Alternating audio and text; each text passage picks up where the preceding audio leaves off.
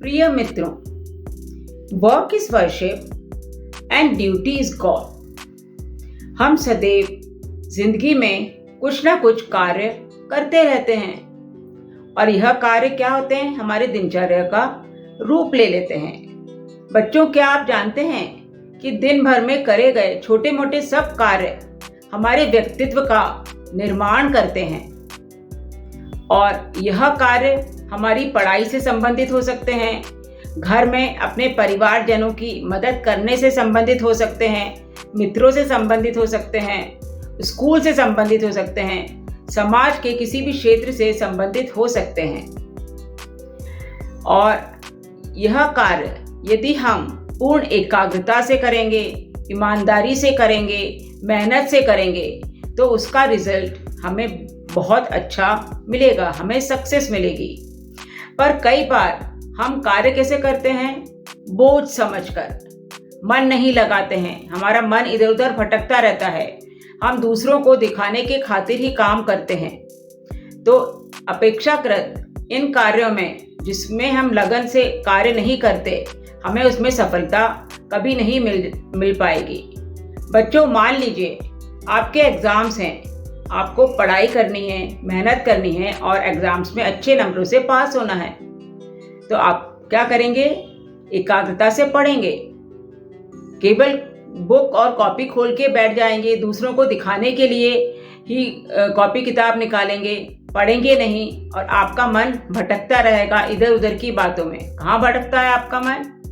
Mobile में, mobile के किसी गेम में, टीवी के कार्टून्स में, बाहर शॉपिंग करने में, होटल में, पार्टी में, इधर उधर की बातों में यदि आपका मन भटकेगा तो आप कभी भी पढ़ाई नहीं कर पाएंगे।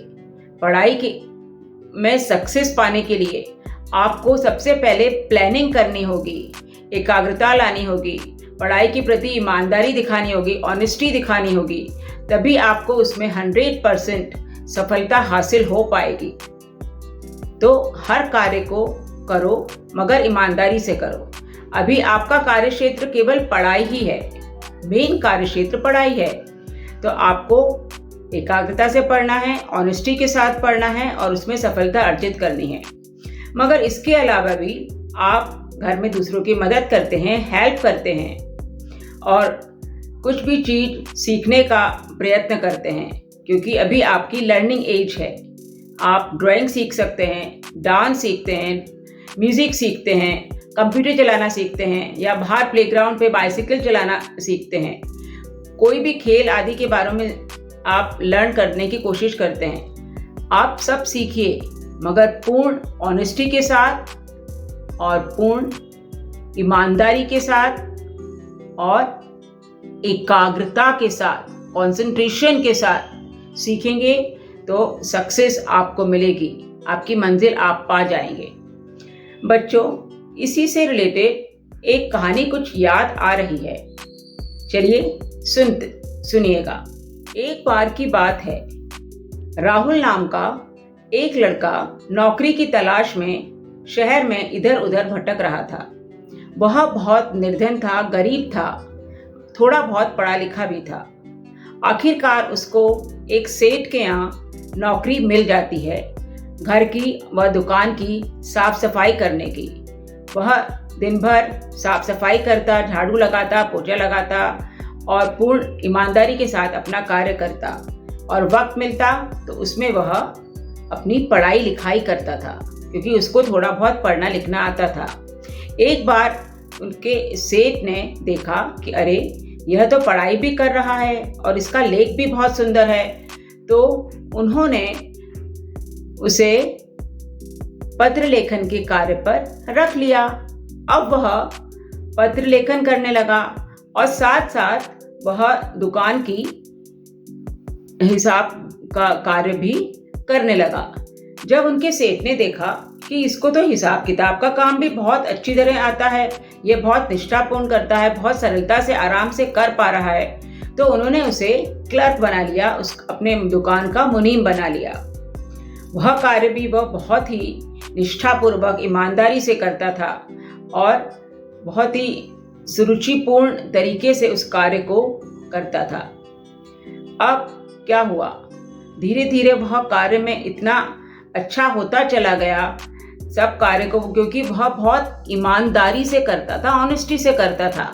तो वह धीरे धीरे उसके सेठ ने उसे किस पद पे नियुक्त कर दिया? हेड क्लर्क बना दिया, मुख्य बना दिया उसको अपने व्यापार का, बिजनेस का। अब क्या हुआ, दुकान के दूसरे कर्मचारी जो थे उन कर्मचारियों को बहुत जेलसी की फीलिंग आ गई कि अरे कल का आया ये लड़का, देखो कितना आगे निकल गया, ये तो हेड क्लर्क बन गया है और हम तो यहीं पे हैं अभी तक। तो उन्होंने कहा कि जरूर हमें कुछ इसके बारे में ऐसी कुछ बात ढूंढनी होगी जिससे ये यहाँ नौकरी से चला जाए।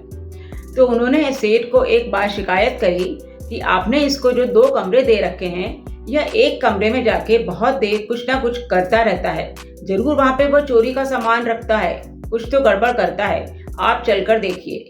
सेठ जी वहाँ गए, सारे कर्मचारीगण वहाँ गए। तो उन्होंने कहा कि ये कमरा खोलो और यहाँ दिखाओ कि तुम्हारे पास क्या है। उसने बहुत मना करा, वह बहुत संकोच में पड़ गया, मगर सेठ नहीं माने। तो आखिरकार उसने वह कमरा खोला और उसमें से एक संदूक था। उसने बहुत ही संकोच से और बहुत ही आंखों में आंसू आ गए, फिर वह संदूक खोलकर बताया उसमें क्या था। उसमें उसके फटे पुराने कपड़े थे, टूटी चप्पलें थी। तो सेठ ने कहा अरे इनको रख के तुम क्या करोगे? तो उसने क्या कहा, उसने कहा, रोहन ने क्या कहा कि यह कपड़े, यह मेरी को अपनी पहले दिन जब मैं यहाँ आया था तो यही फटे पुराने कपड़े पहन के आया था, ये टूटी फूटी चप्पलें पहन के आया था। तो यह मेरे को अपनी वास्तविकता से परिचय करवाते हैं, मेरी वास्तविकता को मैं पहचान पाता हूँ और इसी कारण मैं अपने कार्य को निष्ठापूर्वक सुरुचिपूर्ण रूप से कर पाता हूँ, नहीं तो मेरे मन में भी अहंकार आ जाता। तो इससे बचने के लिए मैं इनको रोज देखता हूँ कि मेरी असली जगह यही है, मेरे को अपना कार्य ईमानदारी से करना है, ऑनेस्टी से करना है। तो सेठ को भी उसकी बात समझ में आ गई और उन्होंने उसको अपने व्यापार का, अपने बिजनेस का मुख्य अधिकारी बना दिया।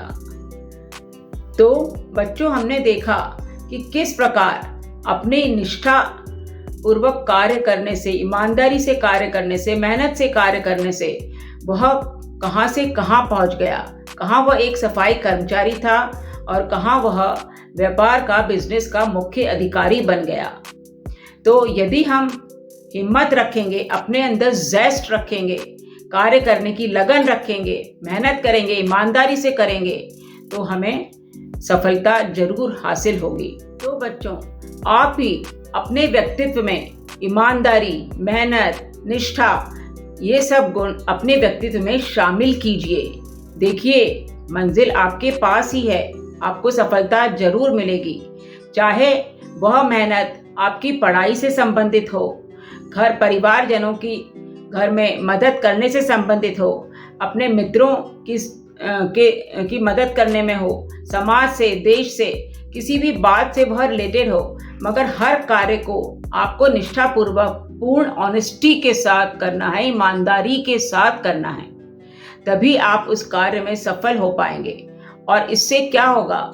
इससे यह होगा बच्चों कि आप केवल ना ही अपना नाम रोशन करेंगे, अपने माता पिता का, अपने परिवारजनों का नाम भी रोशन करेंगे।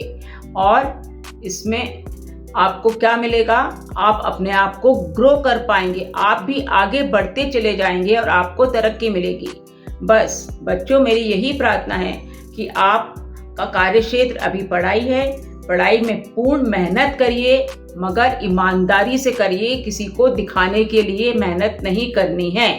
हम अपने लिए मेहनत कर रहे हैं, अपने परिवारजनों के लिए कर रहे हैं। वो मेहनत करिए और सफलता पाइए और दिन प्रतिदिन इस मेहनत को अपने दूर मत होने दीजिए। बस मिलते हैं फिर अगले ब्लॉग में कुछ और अच्छी प्यारी प्यारी बातों के साथ। यदि आपको ये ब्लॉग पसंद आया है तो आप इसे लाइक कीजिए, शेयर करिए, कमेंट करिए, सब्सक्राइब कीजिए। नमस्कार, थैंक्स।